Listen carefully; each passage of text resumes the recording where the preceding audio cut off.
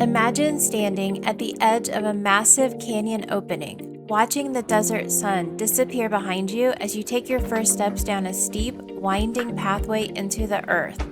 Welcome to the Carlsbad Caverns National Park in New Mexico. Today our family is taking you on a full tour of the spectacular subterranean world. We are bypassing the standard elevator descent to hike the legendary natural entrance, a steep 75-story trek straight down into darkness. From the bustling visitor center at the surface to this massive cathedral-like chamber of the big room 750 feet below, we're exploring towering columns, delicate stone drapes, and millions of years of geological history. We'll even check out the famous underground cafe before taking the fast track back to daylight. If you've ever wanted to see what lies beneath the desert floor, tie your hiking shoes tight, grab a light jacket, and let's head underground. The park is located in the Chihuahuan Desert of southeastern New Mexico, about 20 minutes southwest of Carlsbad, New Mexico. The closest major cities to the cave are Roswell, New Mexico, Lubbock, Texas, and Las Cruces, New Mexico. Phoenix, Arizona is about an 8-hour drive. I really like this diagram from the National Park Service because it shows from top to bottom the general layout of the cave system, and it labels the individual rooms and areas, such as the natural entrance, bat cave, the whale's mouth, devil's den, the rock of ages, and the bottomless pit. It also shows the elevator and where it is located. On the right, it also compares the height of the Space Needle to the depth of the caverns. Your first stop should be the Visitor Center. A park ranger can answer any questions, and you can check in here for your timed entry reservation and purchase tickets. Reservations are only for selecting the entry time. Upon arrival at the Visitor Center, you must purchase the entrance tickets. The basic entry fee allows you to take the self-guided tour, entering either by elevator or by the natural entrance route. Fees are $15 per person age 16 and older, free for under age 15, and free with the America the Beautiful National Parks Pass. Visitor Center hours are 9 a.m. to 5 p.m. with the last ticket sold at 2:15 p.m. As you walk out of the Visitor Center, there is a desert path that leads directly to a large stone amphitheater. During the summer months, this is where the crowds gather at dusk to watch hundreds of thousands of bats erupt from the cave, but during the day, it serves as a dramatic gateway to the underworld. There is a free ranger talk at the Flight Amphittheater every evening when this occurs. Note that electronic devices like cameras and phones are strictly prohibited during the flight to protect the bats, but you can take your phone and camera into the cave on the self-guided tour. Standing at the mouth of the cave, the contrast is incredible. The opening is a massive, gaping limestone sinkhole, 90 feet wide and 40 feet high. As you take those first steps down, the temperature immediately drops. You leave the intense desert heat and enter a crisp, constant 50 degrees Fahrenheit. If you have the mobility for the natural entrance trail, hiking in is the absolute best way to appreciate the true scale of the caverns because it forces you to feel every single foot of depth as you leave the daylight behind. We've visited on a busy holiday weekend in April of 2026, and it was a Saturday, so it was sold out when we arrived. I had booked online about a week early at recreation.gov. It was super easy to do. And when we showed up at the visitor center, we just showed our reservation code and were able to either buy tickets, or in our case, we showed the America the Beautiful Pass to get our tickets, and then we were on our way. The trail itself is a marvel of engineering.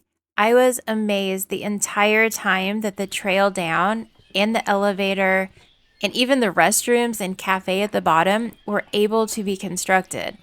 The path is a series of steep paved switchbacks that zigzag sharply into the darkness. Looking down from the top, the path looks like a giant winding ribbon stretching into a black abyss. Also note that walking down these hairpin turns is a serious leg workout, equivalent to walking down a 75-story skyscraper. I think I'm in okay shape, and my knees were starting to ache by the time we reached the bottom.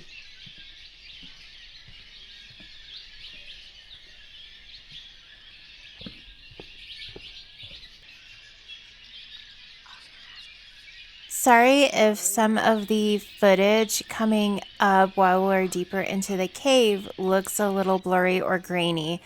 Filming inside Carlsbad Caverns presents a massive challenge, and as you leave the natural light of the entrance behind, the environment just is a test for most camera gear.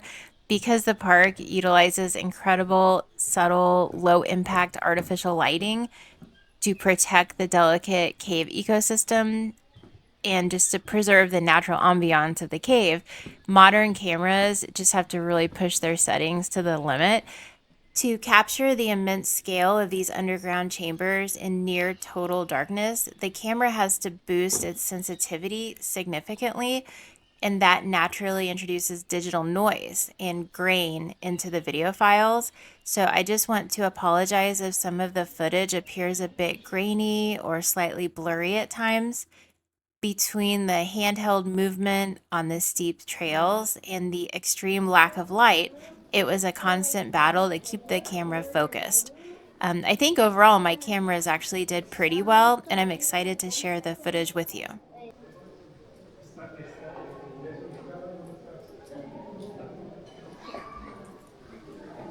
Ya esas dos, eso goteras, goteras, goteras, no debe encontrarse y se calcifica. Ya There's esas some dos water in no here, right, son muy Asher? sólidas porque ya esa se juntó con la otra. You can see the dripping and hear the dripping.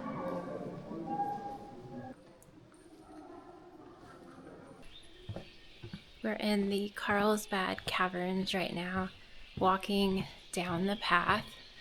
It's a pretty long descent, but it's lit up along the way. You have to be pretty quiet walking. It's a very quiet cave, that way you can hear all the noise. We had time tickets for the first entry at about 9:30.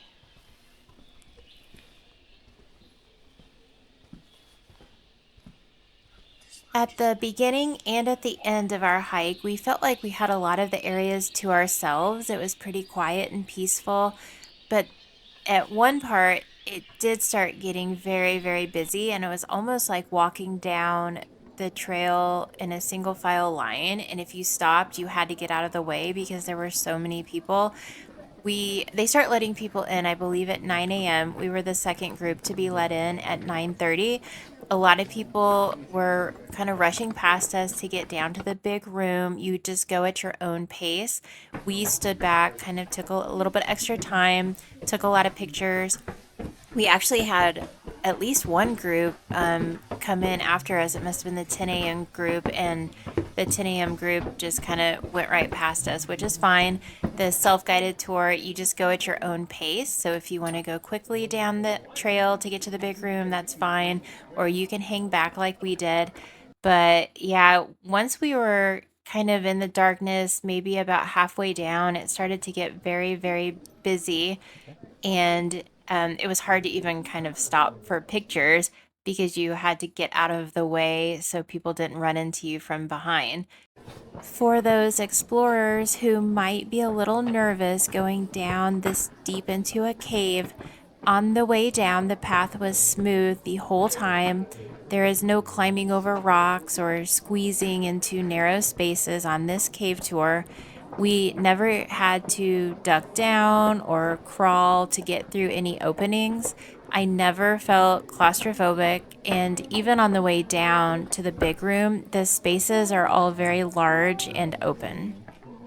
They did an excellent job with the lighting.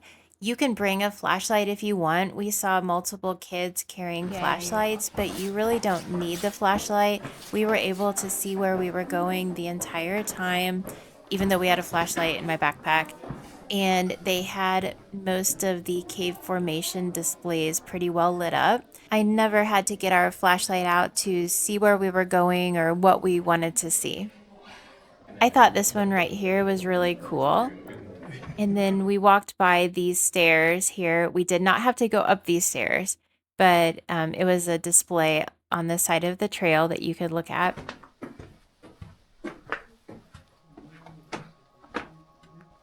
After roughly an hour of continuous downhill hiking, the trail flattens out and we suddenly find ourselves in one of the most unexpected places you could imagine finding underground, the underground lunchroom. It's located right next to the main elevator shafts.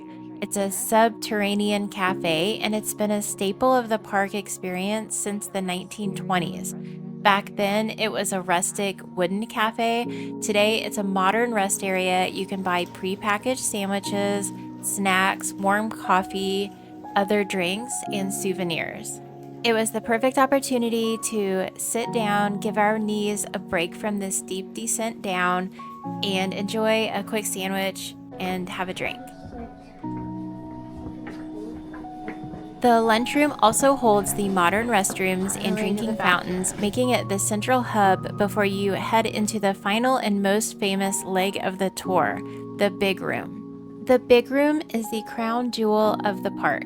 Calling it a room really doesn't do it justice. It is the largest single cave chamber by volume in North America, stretching across more than 8 acres. The loop trail around the big room is roughly 1.25 miles long, and unlike the natural entrance, it is mostly flat and highly accessible. Walking along the paved path, the sheer density of the formations is overwhelming. It's a surreal feeling to walk past structures that grow at the excruciatingly slow rate of just a human hair's thickness each year. You realize that the shapes you are looking at right now have been quietly forming in the dark for hundreds of thousands of years, entirely undisturbed. Standing deep inside the cavern, completely surrounded by these towering columns and breathtaking stalactites, our family was just completely awestruck. Photos and videos honestly don't do it justice. The sheer scale of what's down here is amazing.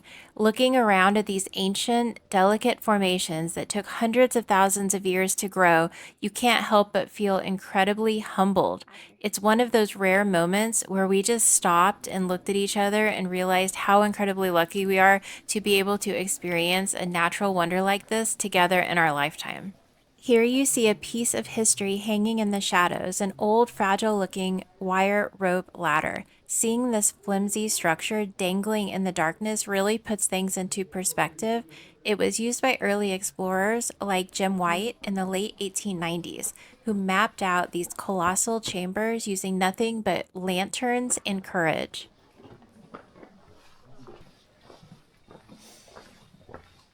Even though it was super busy when we went in April, Carlsbad Caverns National Park is one of my favorite national parks. It was just amazing to see what was underground, and the fact that they had made these walkways to go down there was mind blowing.